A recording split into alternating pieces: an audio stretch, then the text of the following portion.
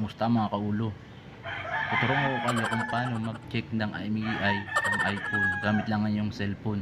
Guys, sana panoorin niyo yung video ito hanggang dulo. Salamat. Search.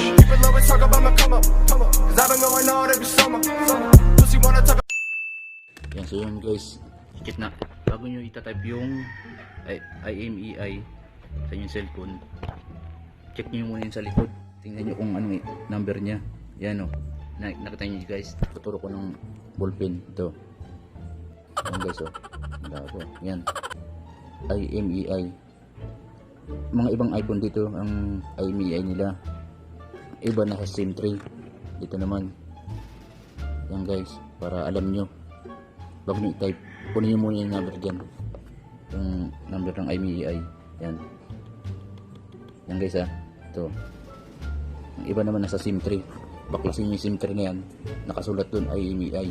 Makikita nyo agad yan, maliit lang yun eh. Yan, iPhone 5 yan. Ito, simulan na natin to. Huwag nang patagalin ko, wala ng intro. Yan guys, punta tayo sa Chrome, click nyo yan. And then, hintayin nyo lang po, lalabas yan. Search mo yung SICW.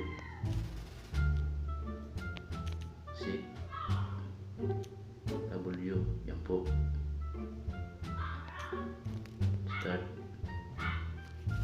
Makikita nyo po yung yan, may Apple, SICW.com.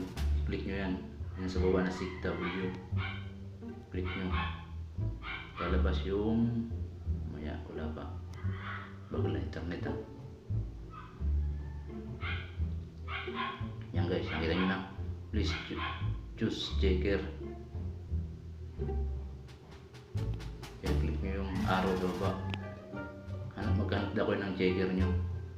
Yan, checker.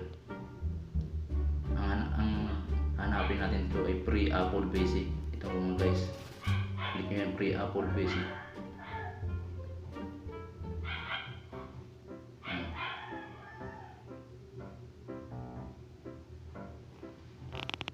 Tsaka dahil yung IMEI ng iPhone na hiniram ko lang sa kapitbahay namin. Ito guys.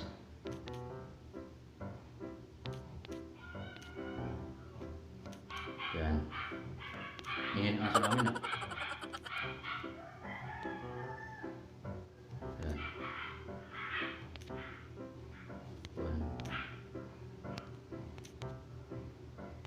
Yan guys. Click nyo na yung smiley, you know. Ito yung smiley, yung kulay pink. Click nyo yan. Lalabas yan ngayon dyan.